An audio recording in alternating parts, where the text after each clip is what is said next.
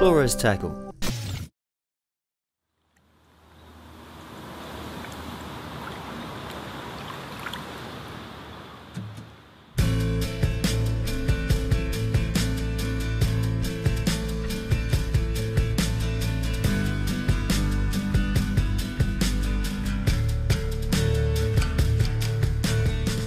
Well, we're at Orchid Lakes in Oxfordshire, and it's a water that I've fished on and off now for about 20 years, and it's a venue that I first fished probably around about 1993 when I came down here to do a review for one of the magazines, and I sort of fell in love with the place. I also got on with the owner, Marsh Pratley, got on with him really well, and it's a lake that contains some fantastic fish. You know, there's probably at the right time of the year about 20 different 30s in here, and as you can see around the lake there's a lot of good features, and it's really just a carp water. It's got that feel about it. There's an island in front of us at the moment, there's some pads, there's some weed, there's some snags, there's reed beds, there's bays, there's all sorts of different things to fish to, so it really is a carp angler's paradise really, and that's one of the reasons why I really fell in love with the place.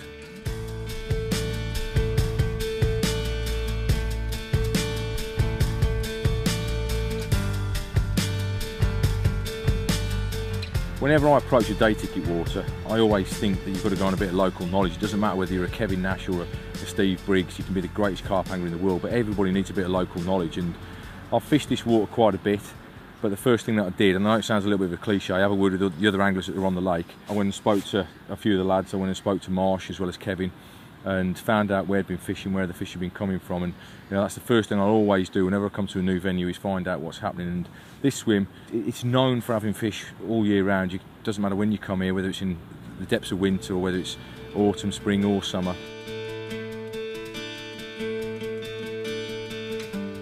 You never put all your eggs into one basket on a day ticket water, because all day ticket waters can become very spotty. You know, by their very nature there's always quite a lot of anglers on the water, and they see a lot of pressure, they see different rigs, they see different baits. So one day you can be picking up fish from, in this swim, let's say tight to the island, next minute you can be picking up from the left hand margin or the right hand margin. So what I'll say is to anybody is, if you go to any day ticket water, never put all three rods to one area. Try and spread them out a bit, because today they might be picking up from this margin to the right, or they might be off the island, and if you've got them in one area you're never going to find those sort of things out.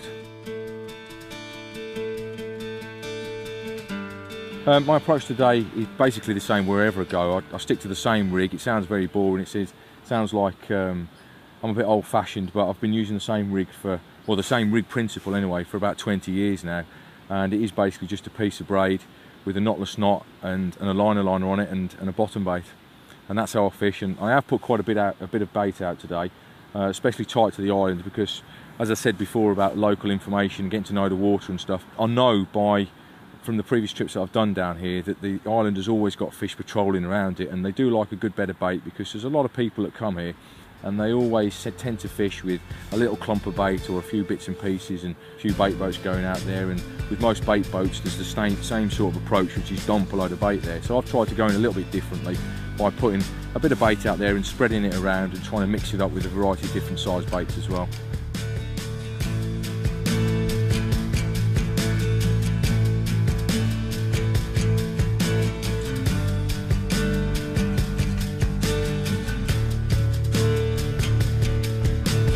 What I've done is I've looked at the features that we've got in front of us and tried to work out in my mind where I think the carp are going to be today. And I do know that certainly the set of pads that's to my right hand side here, that always holds fish. There's always a lot of fish right in the thick set of the pads there. If you climb any of the trees at the right time of the year and look into them, you can always see fish around there. So what I've done is I've got my right hand rod just down the margin. I'd say is an area where the fish do go in and out of the pads at the back there. My middle rod, that's out towards the island. I've got that rod actually quite tight to the island. It's only in about 3 foot of water, because it's nice and sunny today. And I had a look at the long range weather forecast on my app on my phone, and I thought, right, if it's a little bit of sun around, those fish will be tight in and close to that island, so that's where I've got that one. And then the left hand rod, that's just on the edge of these pads here, that's to the left. There's a nice little set of pads that sort of juts out there, and I've just got it over the top of there with half a dozen Scopex squid that's out there. I used to work for Kevin in the early 1990s, and I was one of the field testers then.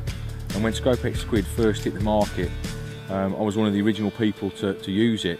And one of the first places I used it on was this particular water. And I came down to the venue.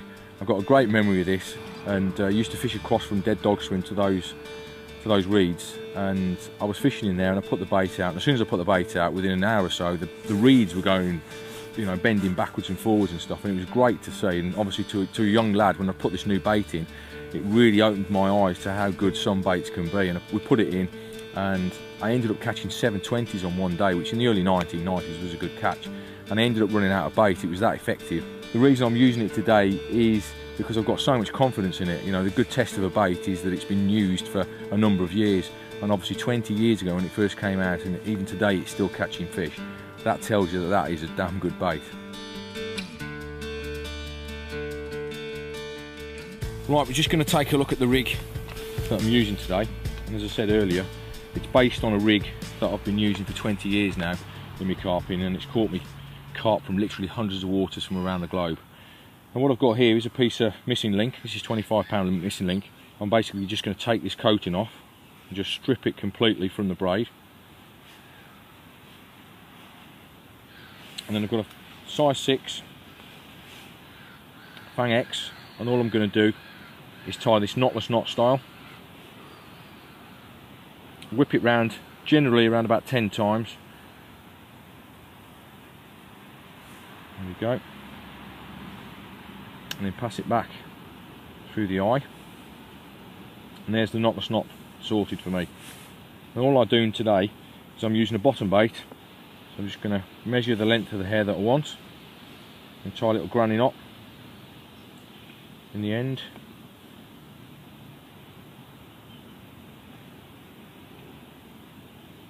Pull it tight, trim off this excess.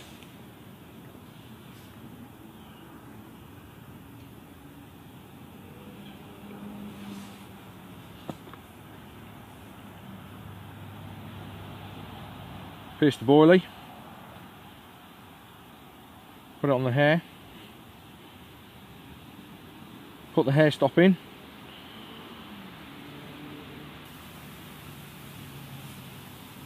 and I always tend to like my boilie just touching the bend of the hook. It's not too tight and it's not too long. And then just to complete the rig, all I'll do is take a piece of shrink tube. This is the TT shrink tube, and I'll form a liner by piercing the tube like that and then threading that into place.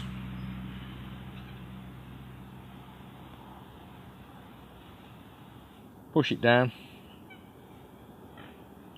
and just push it into place. That's there to form the liner. It's also there to protect the knot as well. And all I'll do to complete the rig is to attach the swivel. I like a nice short hook link with a heavy lead just to drive that hook home. I'll just do a 5-turn grinner knot, pull that through.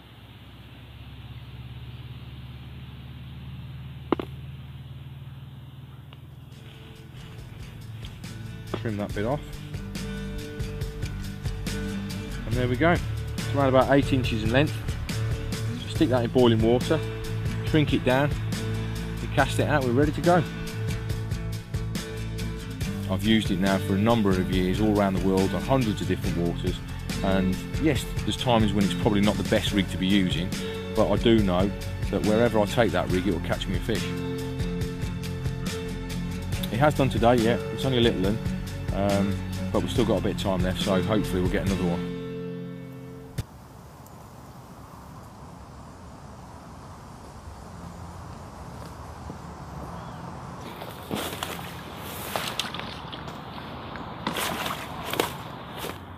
It's only a little one, but there's some cracking fish in here to be caught on the day ticket, and hopefully we're going to see a few more of them.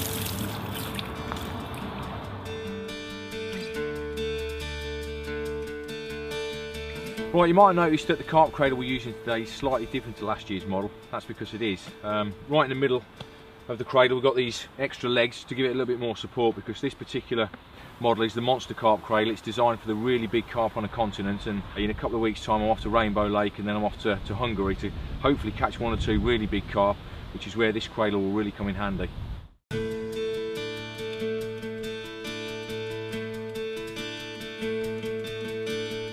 Something that's just as important as your landing net and your unhooking mats and your cradles is your Medicarp kit.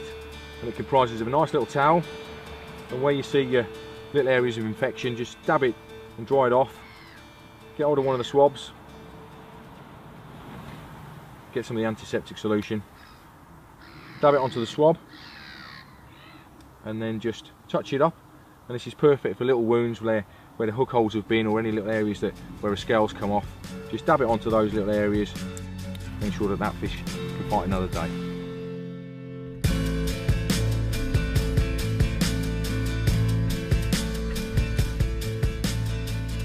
Right then, we've got the rods set for the night now, and I've got my 3 different spots sorted. I'm relatively happy with where they are, and although it's been quite slow today, I've only had the 1 fish. I'm pretty confident that I'm going to get myself a fish before tomorrow morning when I leave about 9 o'clock. Either way, I've really enjoyed myself down here today.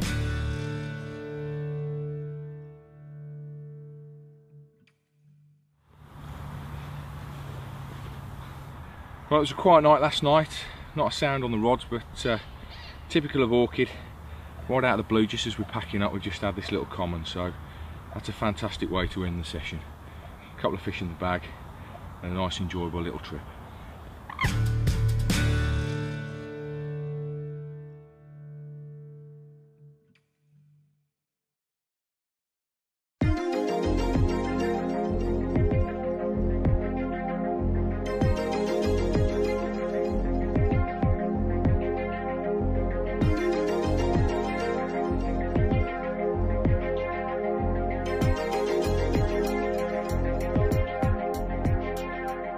Mad, I've been making Titans for over 20 years, but I've never made one with an inner mesh capsule.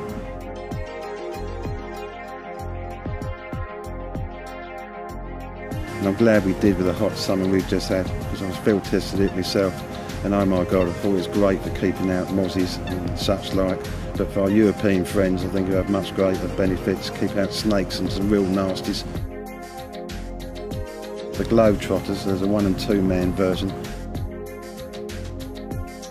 Feature an inner mesh capsule with a waterproof front where you can lift up the panels to expose the mesh door and windows.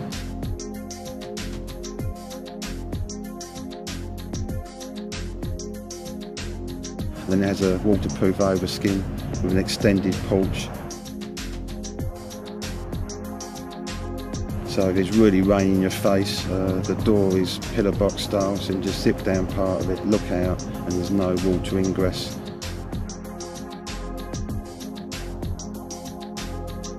In the rear, we've built in a zip flap, so you can unzip that and expose the rear of the mesh capsule, so you can have airflow all the way through on those really hot summer days and nights.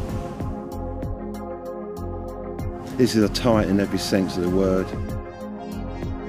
It's got the legendary Titan frame, renowned for strength. In fact, they've saved people's lives. So attached to that is a mesh capsule. This summer, on those real hot nights, that's how I fished. I didn't have the overwrap on it. But damper nights when it's raining, just slip the overwrap on, and because it's twin skin, you get no condensation drip.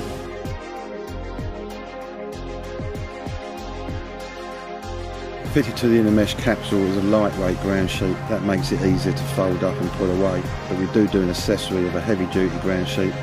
I would recommend putting it underneath, and then if you've got sharp stones underneath, it won't puncture through the lightweight ground sheet.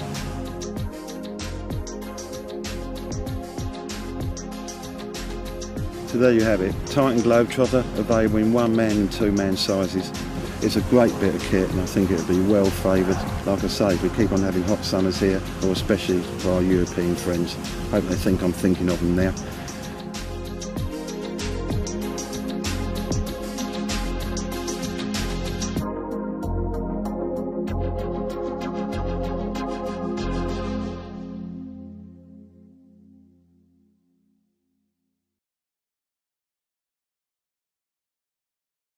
Hi, it's Rich. Gary Bays from Nash Tackle sent me a bit of a challenge. He sent me the new instant action bait range, and I've got a few hours on my hands to try it out. I've come to a local club lake to give it a go and to see how instant it actually is.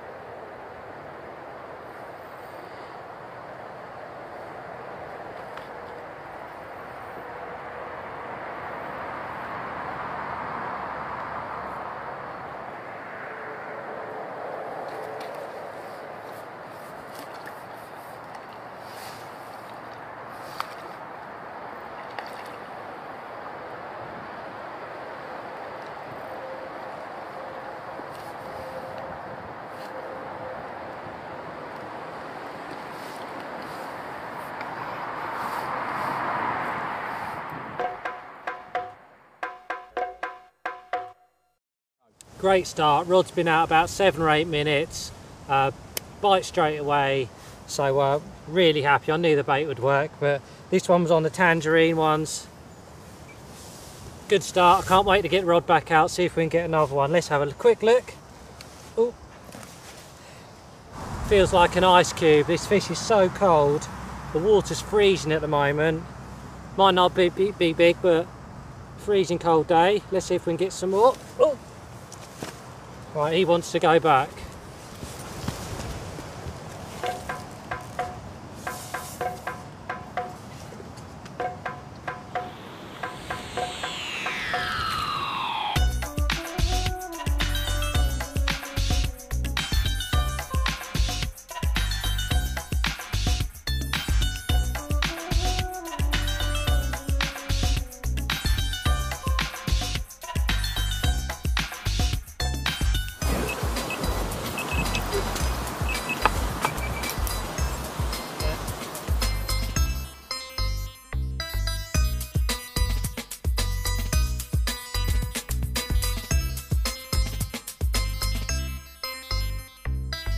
Another bite. They seem to be having it now. I knew this bait would be instant as soon as I cracked that packet open. It smelled so good. And this one is scrapping. Great fun on these little dwarf rods.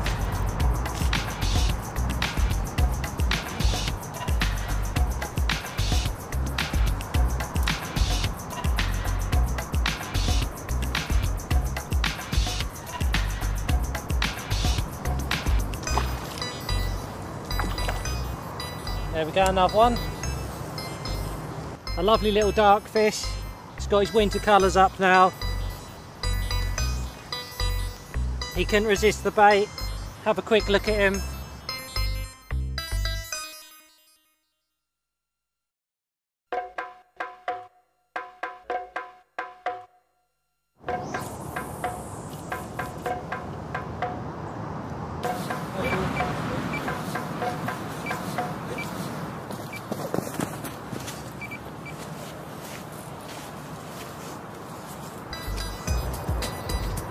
That one had literally been out there 30 seconds, so pretty instant. Nice fish, real dark one.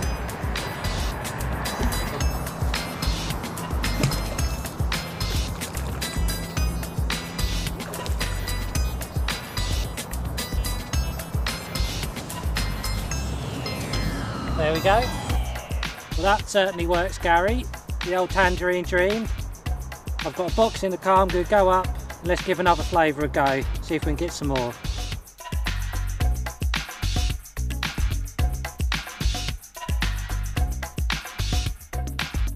Let's have a look at what Gary sent me then. When I arrived, I literally just grabbed a bag of the old tangerine dreams out. I love tangerine, it's freezing cold. I'm not surprised they've caught quickly, to be honest. But what else is in here? So these ones stand out as well to me. Tandoori Spice, just another classic sort of cold water bait, autumn bait. They work all year. I actually know that on Gary's own day ticket lake, he's let a few people use these and they've caught loads of fish. The good thing is these shelf lives, they come in, you've got 3 different sizes. You've got the 20s, 15s and the 10s. Well, again, in the winter I love the 10s. But when I'm on the river in the summer, I'll definitely be using the 20s. And probably these ones, crab and krill, fish meals and those sort of shellfish flavours in the warmer months. You won't beat them, so they're going to be a winner. We've got pellets as well. We've got the tiny little ball maker pellets. These are great for stick mixes and PVA bags as well in the winter, remember. And you can add in your liquids. And there's some liquids in here I've spotted as well. They've all got a matching liquid. All of the Nash liquids I've used over the years have been excellent. I know Gary put so much time and effort into making these liquids and food dips, so they're going to be great. You can boost up your bottom baits, your pop-ups with some liquid, or you can put it onto your pellets. I also spotted the old method mix in here as well. I'm not using it today, it's a bit cold to be honest, but that's going to be a winner. And method's really popular and underrated. I've seen how good it can be on commercial fisheries like this and on trickier day tickets. And you've got the higher track pellets. Again, a little bit cold today for big pellets, but as it warms up, these are going to be, I'm sure, in everyone's spod mixes. The thing I really like is these little bags. Great for short sessions like today, all times of year. You know, 4 of them in your bag and you can switch flavours quickly. You know, you don't need to carry kilos of bait around. These are designed to be instant. They've got high attraction levels in them. They break down. The other thing is I notice is they crumble really quickly in my fingers, so they're going to be soluble. They're not hard. I'm totally impressed. And to be honest, where are they? I'm going to slip one of these on now because I think these are going to do the business. So I'm going to put the rods out.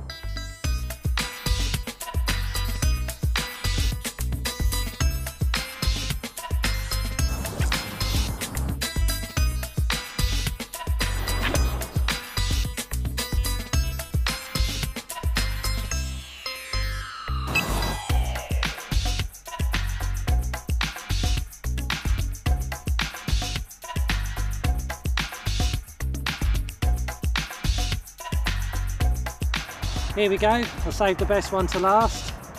Well, Gary can certainly say this one like the curry, because I had him on the tandoori spice. I've had a great day. I'm going to slip him back and I'm going to go home for a curry myself.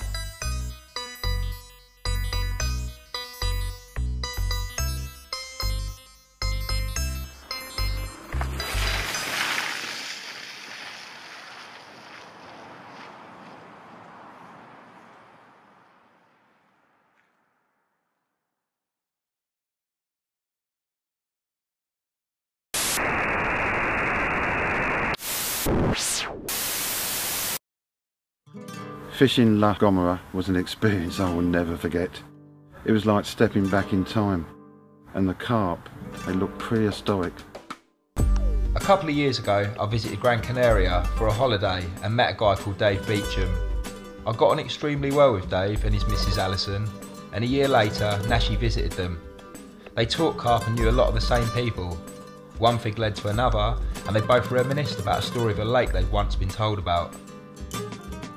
Dave ended up hunting the lake down, and with a couple of friends that lived on Tenerife, Ian and John, they began to fish it. With results almost immediately and fish landed to over 60 pounds, it wasn't long before Kevin and I quickly jumped on a plane. With the scopes in a tube and a bag full of bait and tackle, we headed over to Tenerife.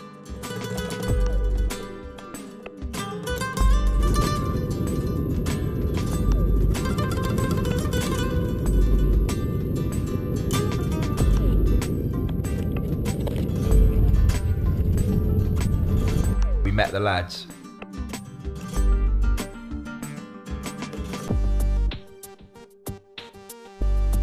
After a short ferry ride through the mist, we ended up on an island called La Gomera, Jurassic carp. A bit diverse, isn't it, Alan, eh? The lake was situated at the top of a mountain with a remote village using the water as their source of survival. We knew the lake contained these prehistoric carp, certainly almost unfished for, in a home that consisted of bottomless depths and an underwater village for snags, an environment just perfect for carp to grow to very large proportions.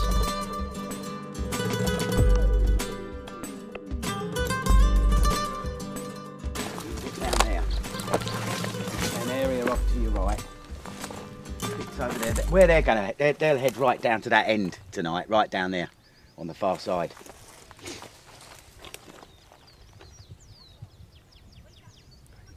That's where I lost them 2 fish from over there. There's your 2 palm trees, yeah, right. They were underwater about 4 foot.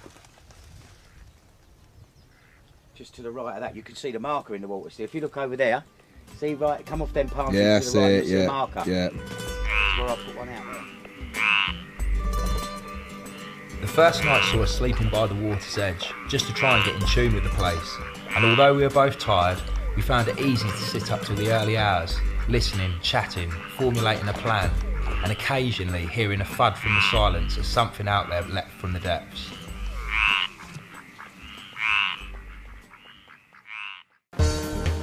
Morning came round quickly and we eagerly loaded the boat and set off in search of the best vantage point covering the maximum amount of water.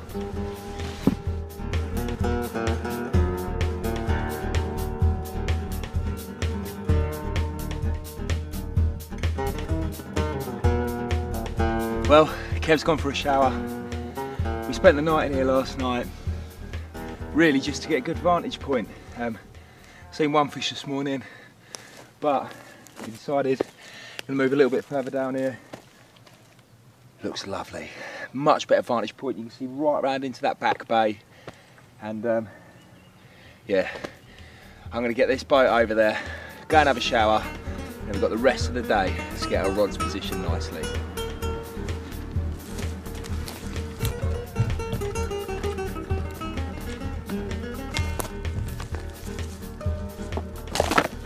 We pitched up on what we believed was once a small mechanic's yard or very basic garage. And as we fumbled to get our brolly stable in the rocky substrate, we pushed our bank sticks into the ground, realising it was safe to say no one had ever fished here before.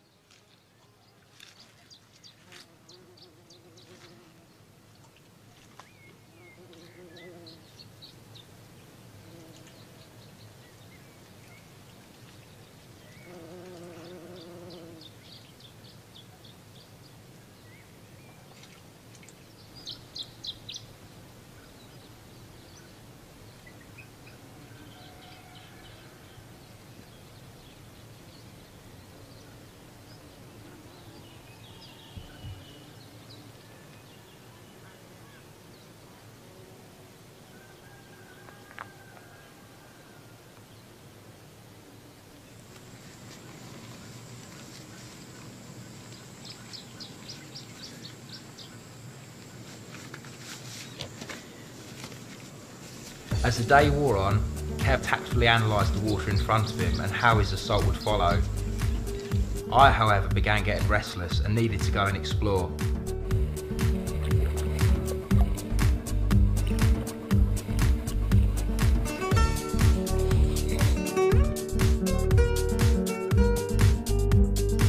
Carp a carp, and I did what I knew best, went and found some.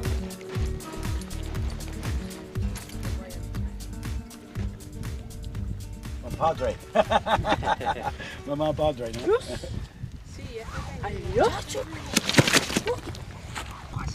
I know. Oh, yeah. Huge. Not normal. ¿Qué edad podrá tener? No.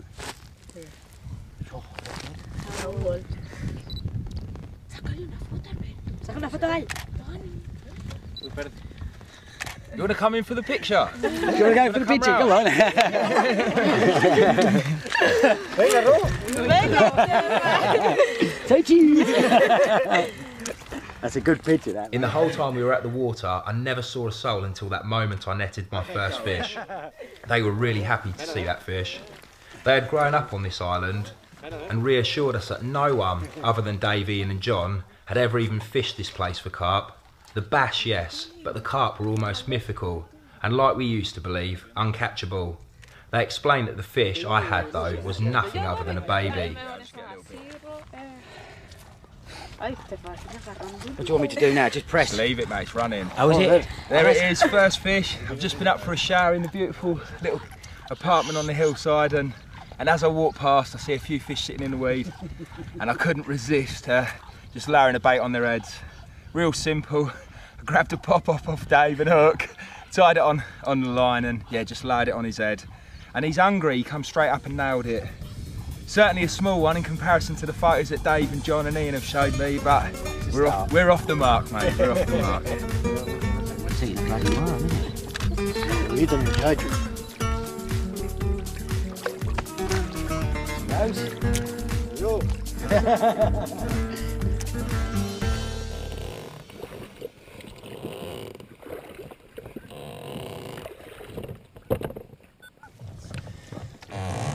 So we're just approaching this sort of secondary part of the dam now.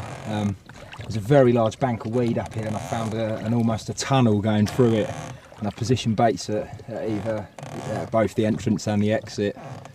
I'm actually using some rather large floats to keep most of my line out of the water, and I'm just going to try and show you these now. Basically they're keeping everything hopefully away from the snags and stuff.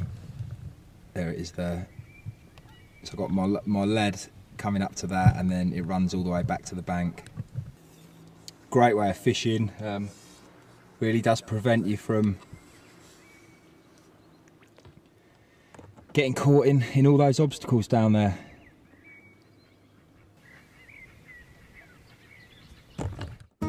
Later that day I found another group of carp, and after slowly drifting in and out of bays and along inaccessible margins, I was actually skipping heartbeats when I finally began setting up a rod.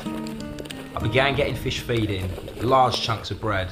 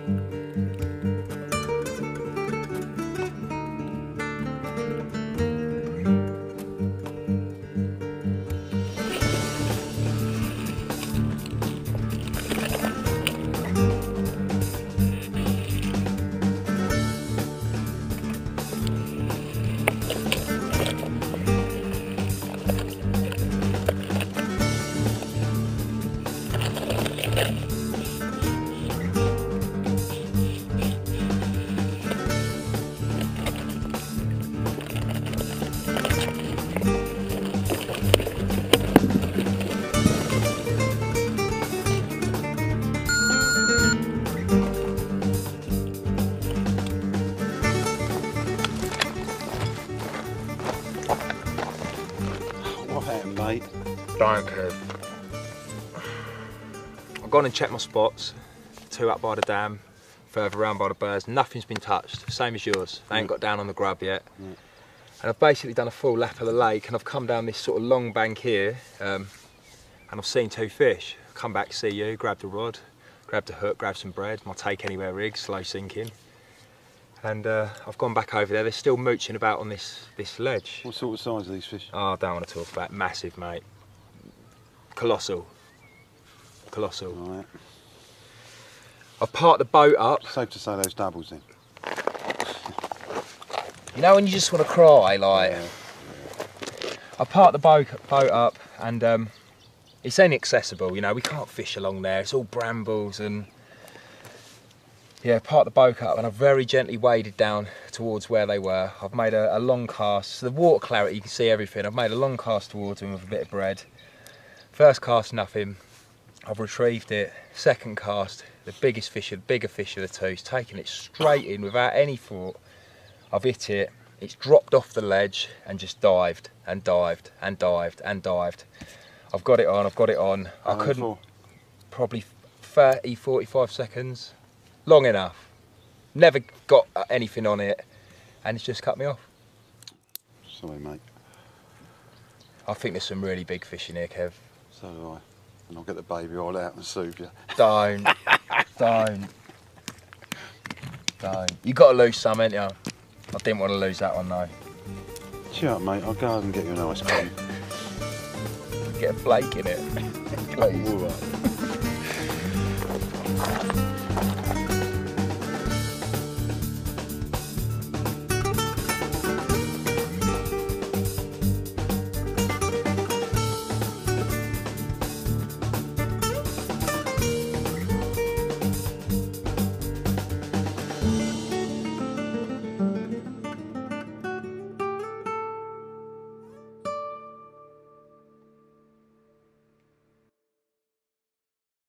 Kev and I had found a group of fish that seemed very content in one particular corner. Kev was fishing his rods long across to another area full of submerged houses, and this allowed me to reposition my rods in that corner, nothing other than my bed, rods and boats pointing in the direction of the fish. In the middle of the night the carp started hunting the bass fry and all hell broke loose in front of where we were fishing. Literally feet from where I lay there was carp smashing through the snags hunting their natural food larder. For hours we sat listening to this, watching, in awe of this amazing spectacle. It was a memory that will stay with us forever. Needless to say we both blanked that night, but it was a very special moment. As weird as it sounds, they never knew we were there, but we were so close.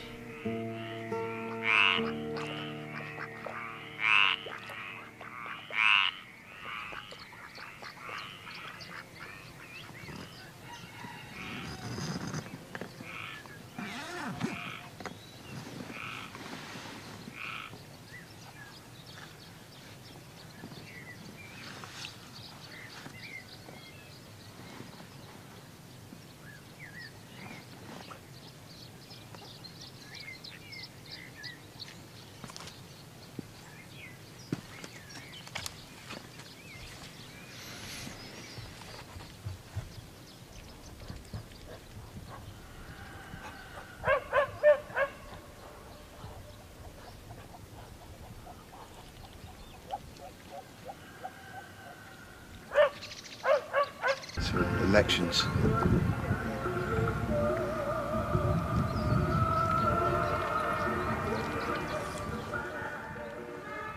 It's the party bass, Kev.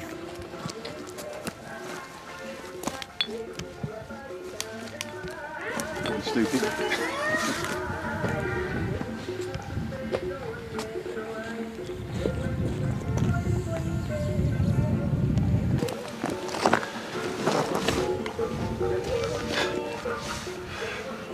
Then we can hear the music in the background. I think it's a car touring round, probably local elections or something. Such a mad place. What is it? 10 o'clock in the morning, third morning, second night of fishing with the rods out. Yesterday at this time I was in my shorts and it's probably 27, 28 degrees. This morning, quite frankly, I'm not too warm. As you can see, I'm all clothed in my hoodie and my old Force 10. Not too happy either. Yesterday evening, and I lost the big one. You know, he stalked on floating crust, so he went to bed fairly. I think it's true to say he was upset, probably because he saw the size of the fish he lost. Felt for him. And then 2 o'clock this morning, amazing sight. The fish moved into these snags off this point we're fishing. I can only describe it like pods of them, like whales. There really is some seriously freaky big fish in this place. It is a freak of nature, this lake, I'm beginning to think. They was here for about 3-4 hours, crashing around. I think they was probably herding up prey fish. And if you like, it seemed like they was pushing them towards a group of fish above my baits really, and then smashing them up and eating them, but whatever. 4 hours later I had a take and that shot straight into a snag and cut me off as well. So fish are winning at the moment. Am I peed off? Of course I am, but this sort of fishing, you just got to keep your spirits up and just keep at it and hope that one is going to go right for you.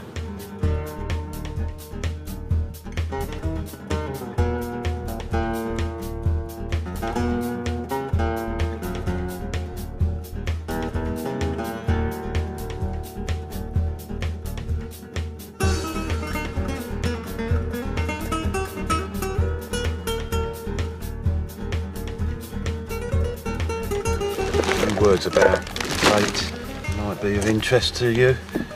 Let's go back to the late 80s when I first come to Canaries. Dave Plummer, we brought 20 kilos of the old faithful Scopex boilies with us, a few cans of sweet corn. It was immediately apparent from the beginning that all the takes were coming to the sweet corn. In fact, we bought the island out of sweet corn, spent 180 quid searching every supermarket vainly for sweet corn. Yeah, that's true. I absolutely believe it's the most instant carp bait. We also now put pellet in there. It's not a fish anywhere in the world that doesn't love a bit of fish pellet, fish meal. It breaks down nicely as well. Kevin creates almost like a ground bait, you know. Yeah. And again, the Scopex boilies are yellowy orange colour, so it's kind of hitting on that real visual. For sure, that is an ultimate visual mix. Yes. You know, oranges and yellows and the dark from the halibut pellet, and I'm sure other flavours work just as well. It's just that it is a good one. And all I will say to anglers, if you are fishing kind of unfished waters like this, forget your frozen baits, forget your English baits. It's all about leaking out the flavour and bright visual baits. That's why ready-mades work better than frozen baits. It's about massive high attract, colour and flavour.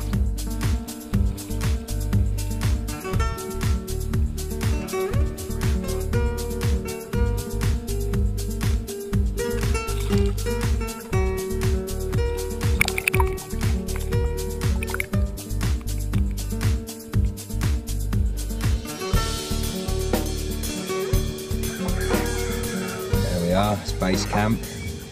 There's me through there in those snags. You move around a bit. Just there's where I hooked and lost the fish. Both the fish actually. It's the start of the dam wall. This is obviously the deepest part of the lake up there. Come to a second sort of concrete wall. I've had baits over there. Well, they've been in the water now for about 36, 48 hours. This is Danny the duck. Kev named him a couple of days ago and decided to start feeding him, and now everywhere we go he follows us. There's a lot of ducks on this lake, but this is the only one that... Hey, can you hear Kev? Look. Ain't you, Kev? Hey? Got him following us everywhere. Yeah, I'll tame duck.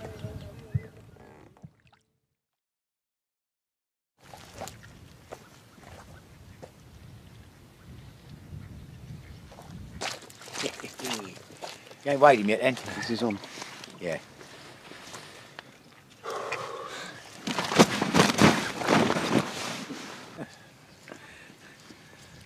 Well, I finally managed to land a better fish. Had a quiet night last night.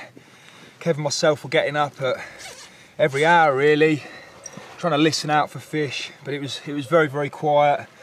And then about 8 o'clock this morning, and I've caught this absolute prehistoric creature. And it really, really is a special fish. He's flickering over and back, but it's not. Yeah. Thank you. Twice that size of me, mate. Oh, Dave, I'm not kidding. Whenever I was playing it in the boat, I've definitely seen them twice as big. Yeah. Definitely. Yeah. No question of it. See a fish yesterday, Kev, that was easily twice as big as this. That is a warrior. That's a beauty, mate. And there it is. Oh, I'm so chuffed. An amazing fish from a truly, truly amazing place.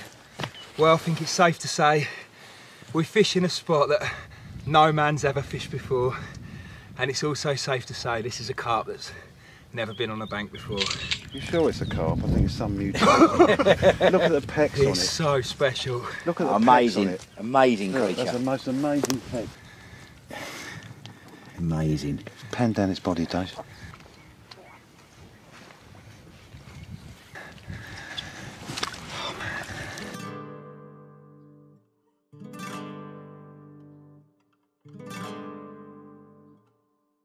Look at those fins. Amazing. Look at that tail. What a carp.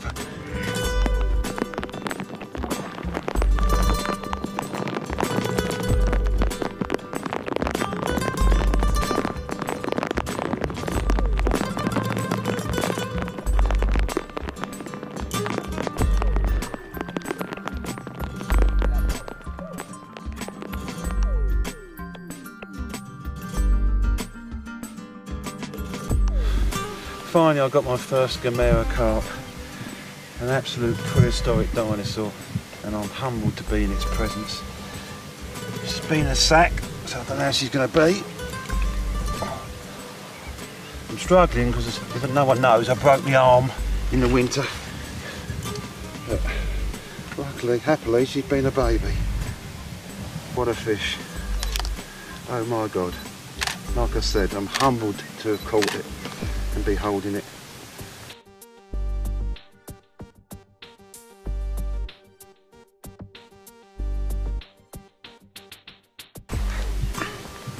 On a greedy pig sweet corn rig, same spot as where I lost the other one, and then my other rod went off an hour later and I lost that one. A bit sad about that, but like I said, at least finally I've got one.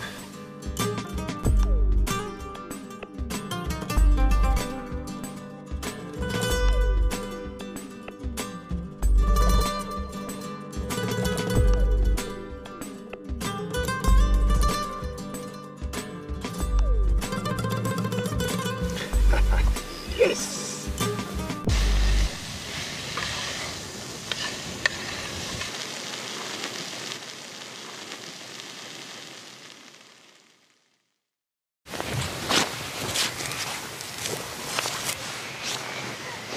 Well, so last night here, it's just been quite possibly one of my best carp fishing trips ever. Yeah, I've only had 2 fish, lost 3, but just been out here, listening, you can hear the frogs, you know, spending a week away with Kev somewhere really special. Special environment, special fish, a real special place, and you know what fishing's all about to me.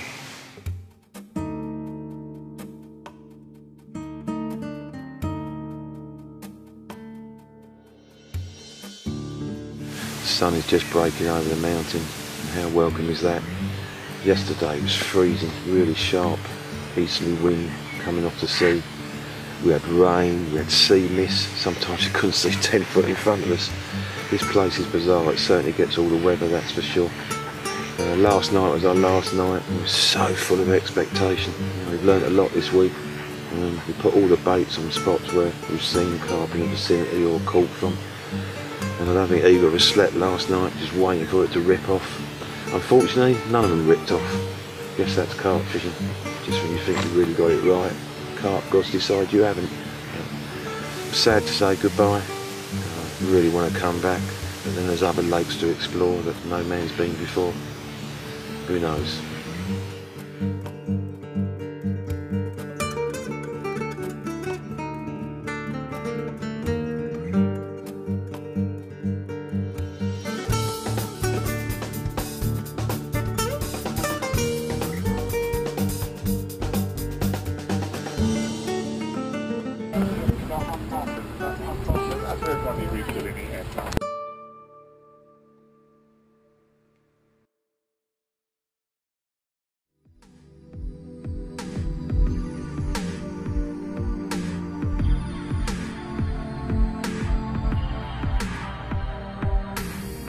In 2013, we unleashed the monster squid purple right across Europe, and it very quickly cemented its place amongst the rest of the Nash bait squid range as a prolific catcher of carp.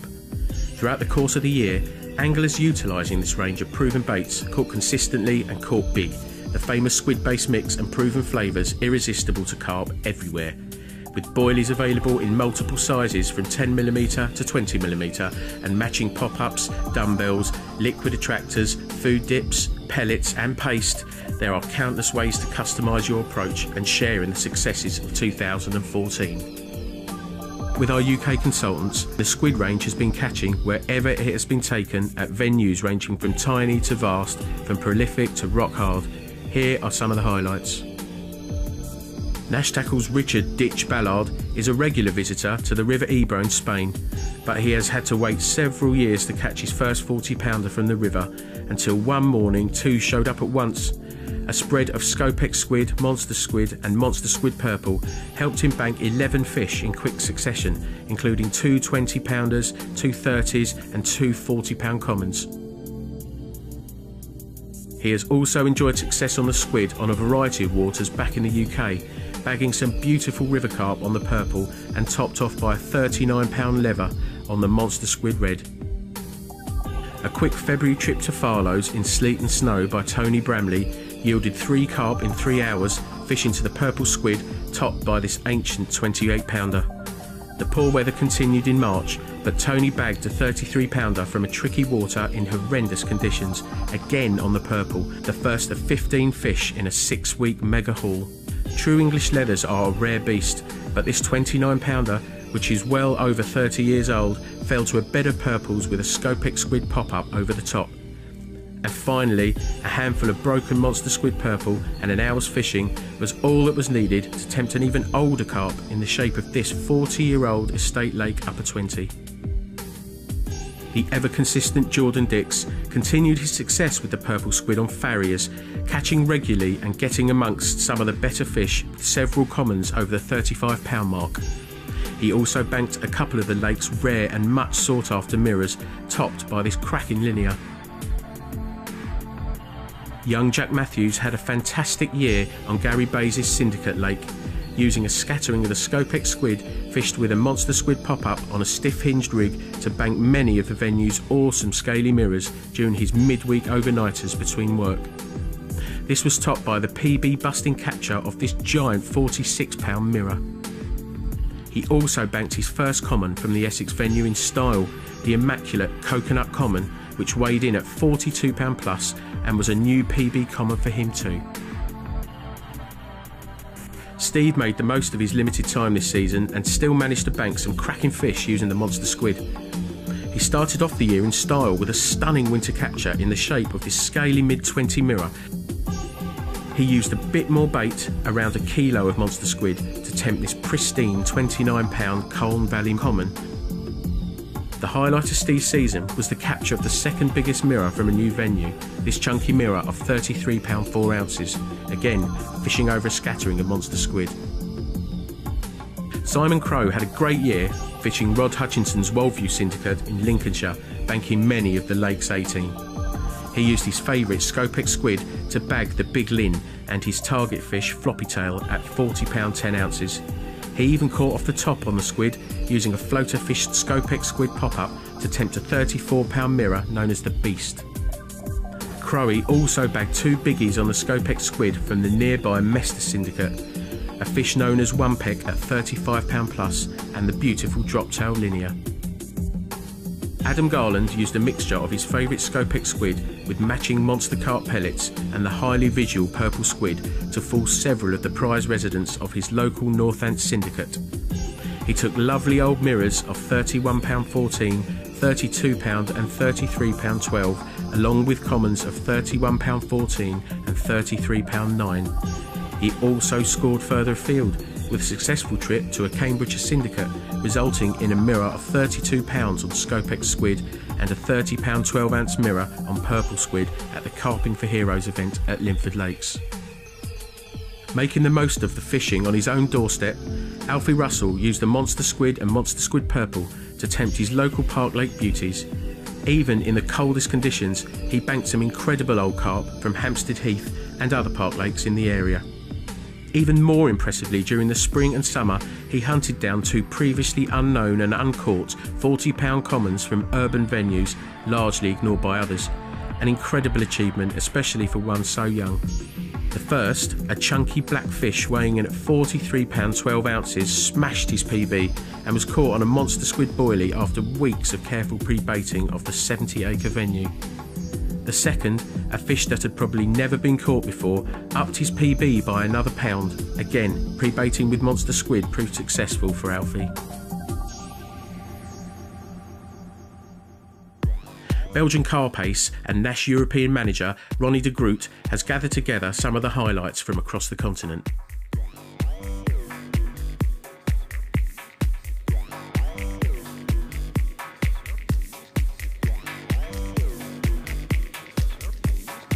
Let us have a look at some of the carp that have been caught around Europe at Nash bait squid and monster squid boilies.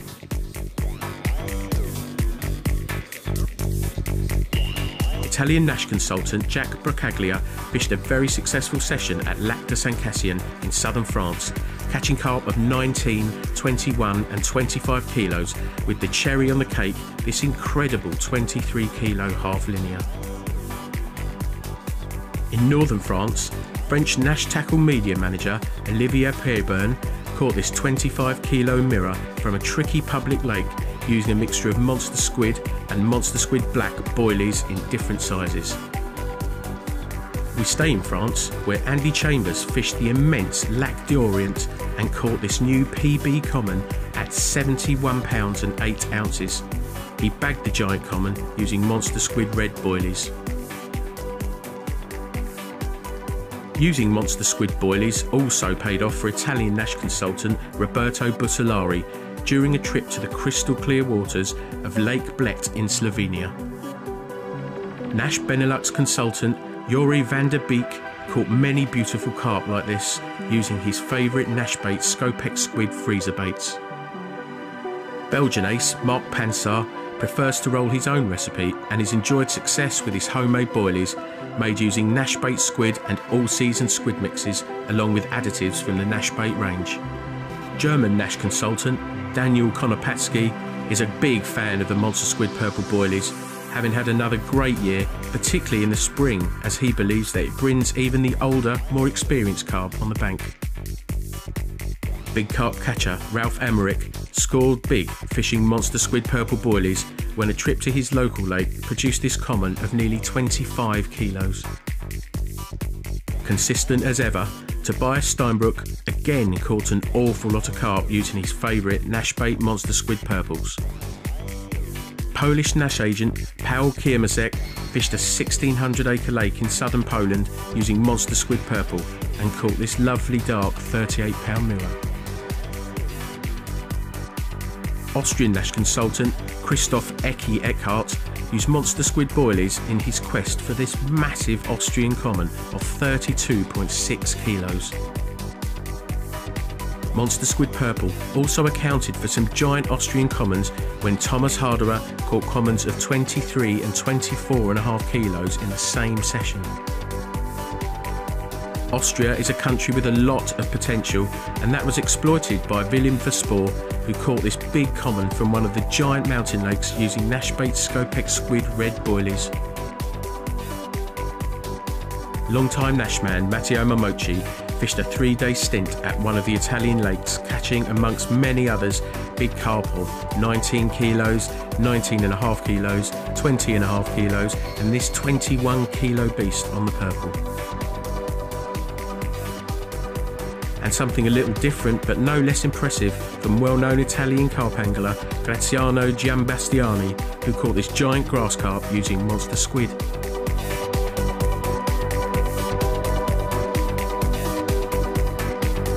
Awesome Dutch common. The other one of the two we caught last night also fell for the monster squid. Very pleased. Lovely.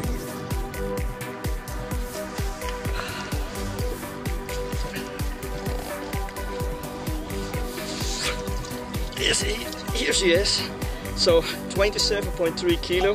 Her name is Julia. The local guys have caught her a few times. And I caught it. I caught it on the monster squid, 20mm bottom bait. So, well, I can only be very happy to catch it. So, Once again, thank you very much, Gary, for giving me such a great bait.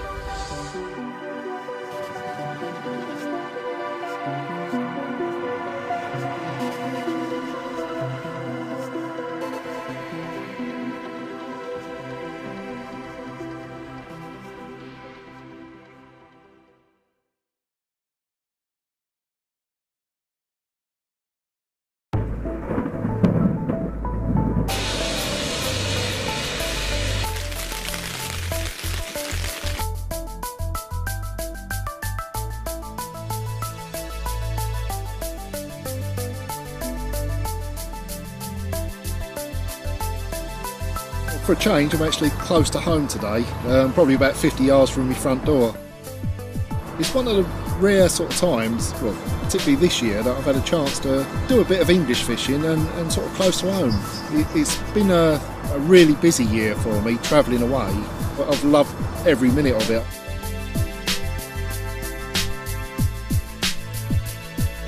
March was the first proper trip away. It was down to near the Spanish border, a place called Ictus Lake. I was, as usual, was up for a new venue, a new challenge, and I mean, it was a very cold spring over here, and it was horrible and cold here. And looking at the weather forecast, it was 27 degrees out there in sunshine. Well, it didn't quite turn out like that, because when we got down there, they hadn't actually seen snow settle on the ground in that area since 1985, and we had 3 days of, well, about 6 inches of snow on the ground. So it was a bit of a shock. It turned out all right, because I ended up getting my first proper carp in the snow. I was really happy with that, and it was worth travelling all that distance for that one moment, really. It was a good session. I was there for a week. I think I had 15 fish, three 40s was like the best of it. In cold conditions, it was a great week.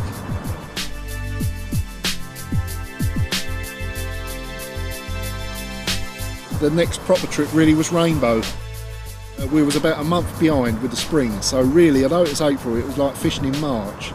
Started off there with Simon, my old mate Simon Crowe, and we both had 50s, so he had a £50 common, I had 2 £50 mirrors. Quite a few fish, a few 40s in there, but it was just a little bit too early. The best of it really sort of happened about a week or two after I'd come home. I started hearing about all the big fish, and I guess that's one of the points really with the fishing I do. You rely on so much luck with the timing of a trip. It's okay, but you can't win them all. There's always next year. It was back home for a little while. Had a lovely session down on Church Pool actually, start of May.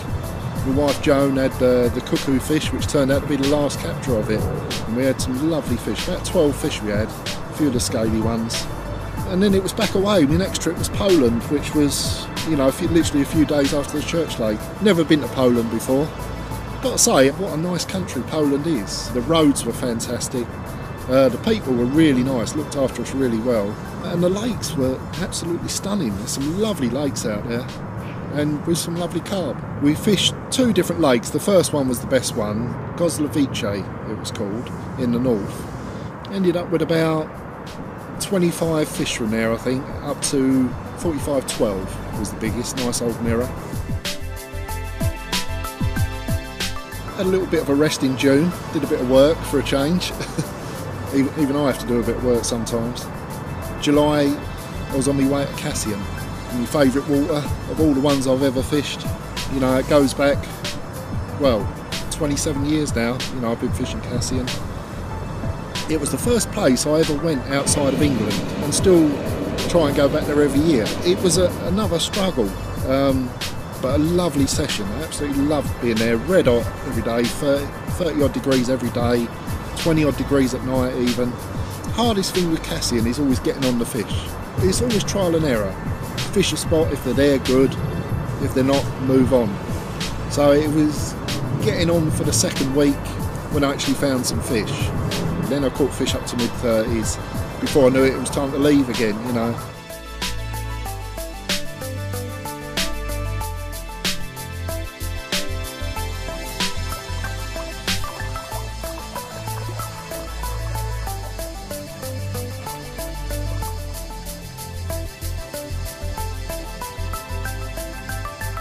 moving into August, was Lac Serriere.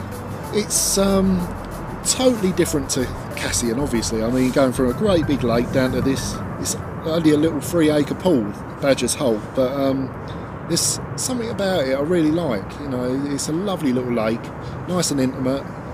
Good week's fishing that was. Caught fish every day, and it's got 4 or 5 60s in there, and you know, of course, you're always hoping for one of those. But yeah, the catch, sort of 20s, 30s, the odd 40 every day. It was good fishing, really enjoyable.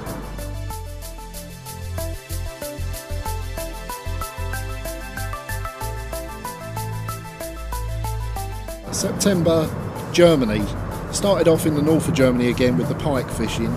Only 3 days, 3 separate day sessions out on the boat, out in the Baltic Sea, but me and 3 of my mates, we had about 60, 70 pike.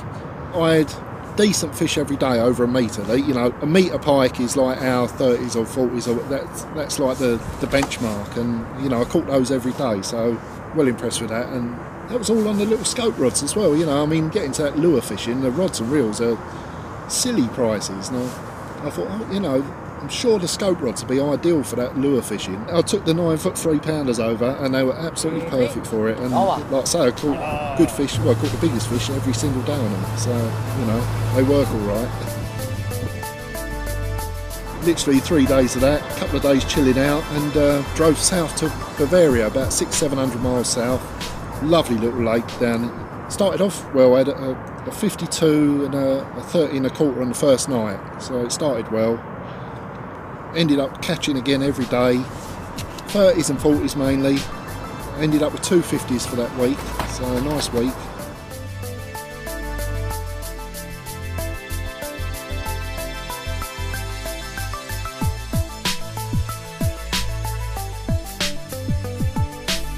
Four days at home straight after that, and then I was down to Rainbow with Curry for a week.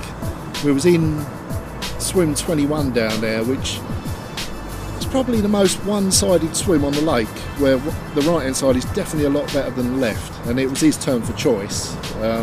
We do it fair like that, and so I knew I was going to struggle, and he had caught about 12 fish by Wednesday. I hadn't had a bite, and eventually I did start. I had a 30 and a 42 on the Wednesday, and that sort of kick-started it. My best was 61, I had a 54, Crowley had a 63, so it was a really good week. But even as I was packing up on the Saturday morning, I had four fish. I had a 42, 2 45-pound mirrors and a 49 common, literally in the last hour and a half while I was packing up. And I'm thinking, God, I want another week of this, you know, but that was it, my time was up. It has been a good year. I mean, looking for it, there's been no blanks in all of that. Anyway, I know there's always going to be times when it's hard, but if I can go away with just one fish, I sort of think, well, you know, at least I've caught something. I've had some good trips amongst that lot. It's been good stuff, that has.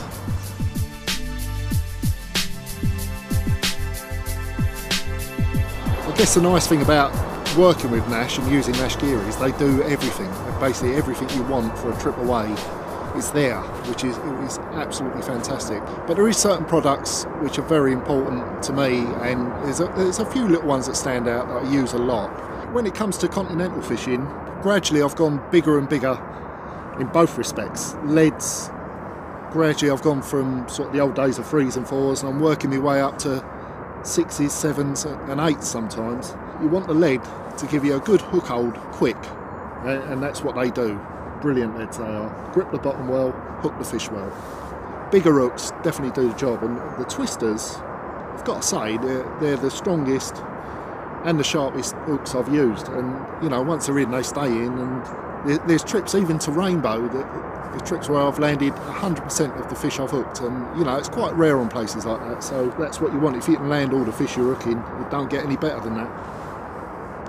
One of the guys, it was Alan Blair who put me onto these. You know, he said they're really good for feature finding. In conjunction with an echo sounder, it gives you a perfect reading of what's down there, and an echo sounder gives you all the depths and it gives you a rough idea with the features. But what this does, once you put the sections together with the metal tip, you can actually put that down on the bottom, and you can feel what's down there. You can feel if it's gravel, feel if it's mussels, silt.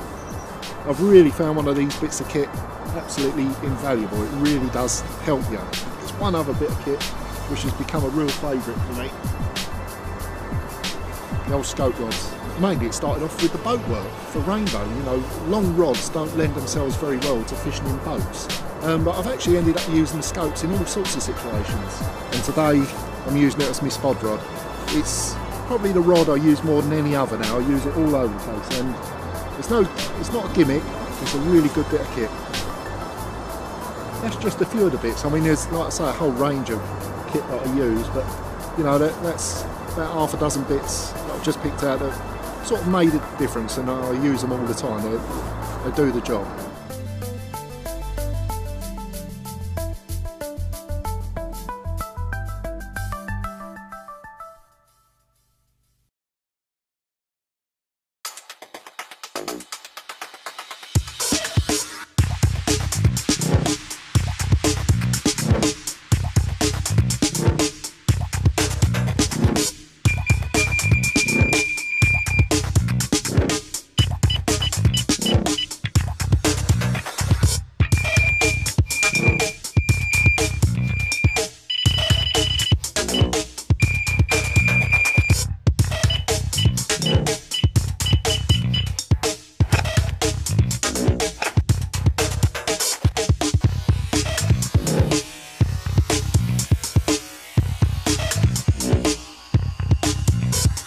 Nash Siren S5R. Next generation bite indication.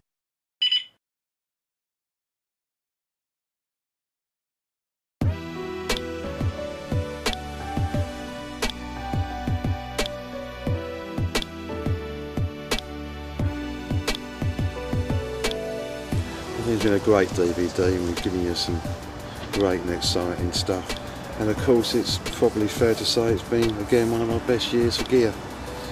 But as this lovely late autumn sun is setting on the year, I thought I'd come out a session up in my own church and reflect and do a bit of proper fishing just for myself.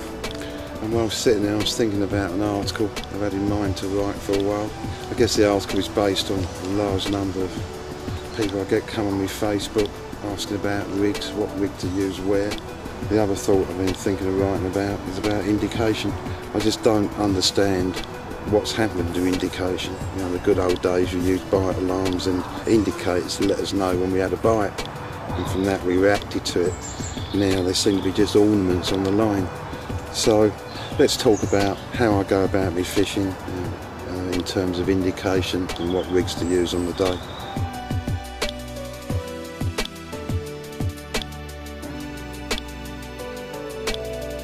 I see every time I go fishing is a new situation. So let's talk about how I'm approaching today on the church. When I've arrived, first thing I noticed as I come up here how sharp the wind is now.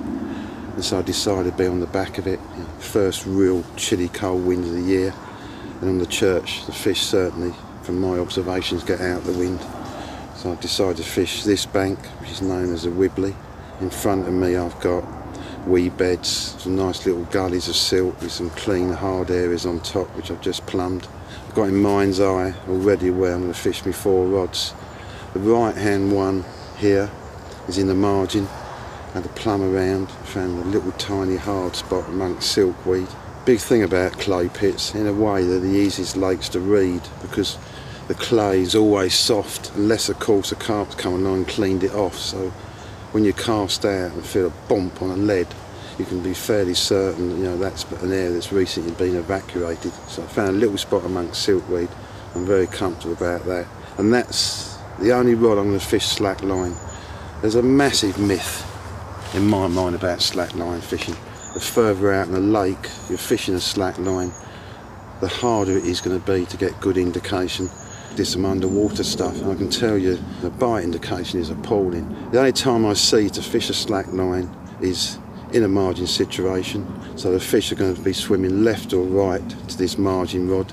I don't want them to come up to that rod, see the line and swim up and over it and miss the bait.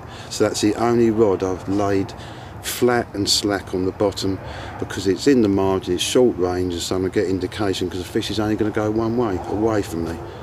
So what rig am I going to use for my margin rod? Well, as I mentioned, it's silkweed. I found a little hard spot. I'm not so much bothered about getting back on that hard spot. I'm sure they're browsing the whole area, so to my mind it's perfect for a chod rig, and it just sit somewhere near that hard spot on top of that silkweed. So on my choddy I'm fishing a critter, and let's see what happens there. In fact, out of all the rigs I've got out today, that's the one I want to see roar off. And I'm fishing the Bug Life mix, and I'm really excited about this concept of a ground bait that attracts naturals, which in turn attract the carp.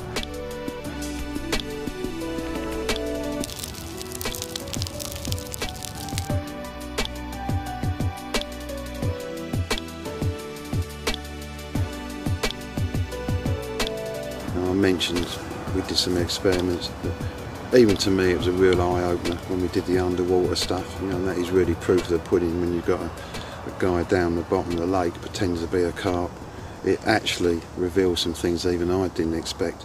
Indication wise, he was having to move 8-10 foot in a straight line out to straighten up the line enough to get a bleep on the siren. That stunned me, that he had to move that far. Left and right, indication was non-existent. 15-20 foot and still no bite. You know, and things like just lifting up the hook and the rig and the lead that carp do and then shake it out. You wouldn't even know you've been done. You know, you could get done 20 times a day. The one that really got me was a myth about fluorocarbon. You know, a lot of people use it.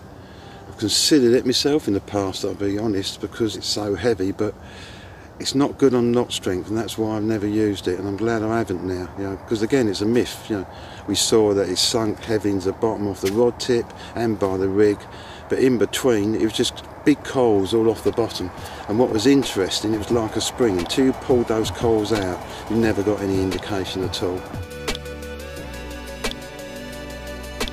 So taking the next rod along from the right, that one's fished in a maggot rig. Autumn, winter is a great time for maggot fishing, I believe, especially after they've been hammered all year on the boilies. So that's on top of a hard patch, a ridge of clay. So any carp coming along should easily see them wriggling away. And the next rod along, that's just in the silt, my old favourite blowback rig, slightly buoyant to sit on the silt, just throwing stick baits out there, so I visualise they're just going to settle down and be partly submerged in the silt but also visual. So that's why I selected those two rigs. Now again, back to the big one, indication. I think how I'm fishing those is what's popularly called semi-slack, with a drop on the indicator. Key thing, if I get a pick up from a carp, I'm going to get quick and positive indication. Again, going back to the diver, with weighted indicators with a bit of a drop, it's so-called semi-slack. You know, as soon as he picked up the lead off the bottom, I got a bleep on my siren. He moved forward, within inches I was getting a bleep. Left or right, I was getting a bleep. So I'm going to know if a carp picks up that bait.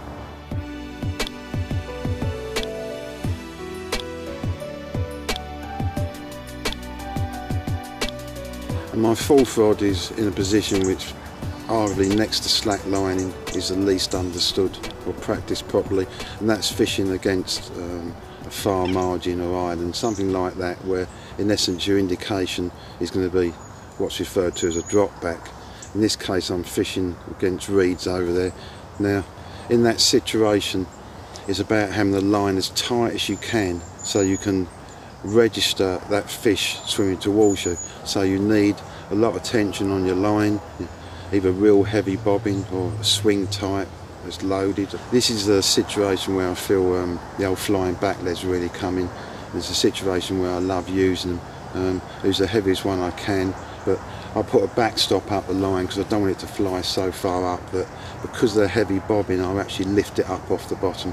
So in essence I'm trying to get the line as tight as I can but still have a bit buried on the bottom by the rig. The rig choice in this instance is a short rig, and that's because it's really been cleaned out along those reeds. So I'm fishing on a definite area of hard bottom. I've baited really tightly. This rod is a classic example where good indication is needed.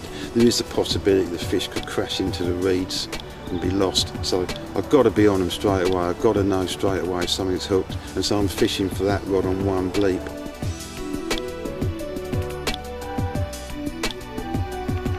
So there you go, that's how I'm approaching this swim today. I hope I've put it across simply.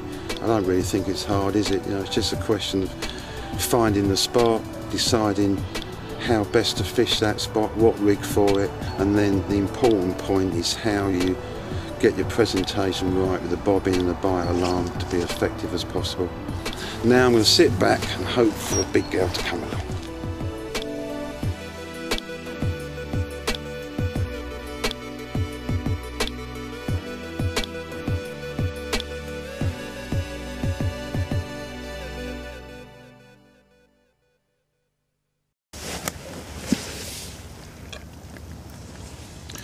What a carp. Particularly happy with this one. You can see it's a very pretty fish, but it was caught over the bug life on a Walton Boatman critter, so it's a bug life beauty. Just as the sun got up this morning about 10:30, she roared off. I don't get much more beautiful than that. That's why the church is such a desirable fishery.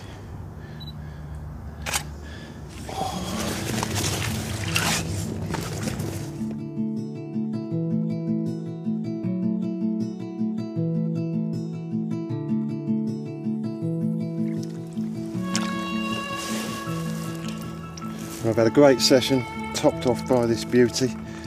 40 1/4, a new 40 for the church.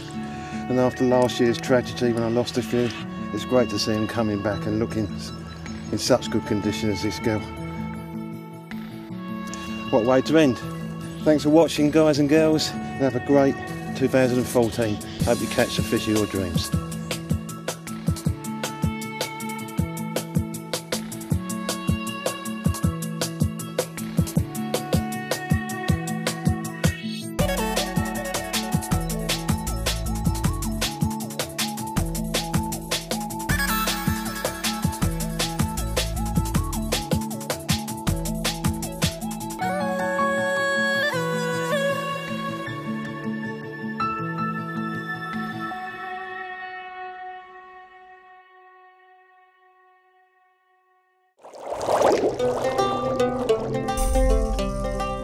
Flores Tackle. Go to www.florestackle.com, connect with us on Facebook and Twitter, or call us on 01375 371 200. Our friendly and knowledgeable staff will be happy to help.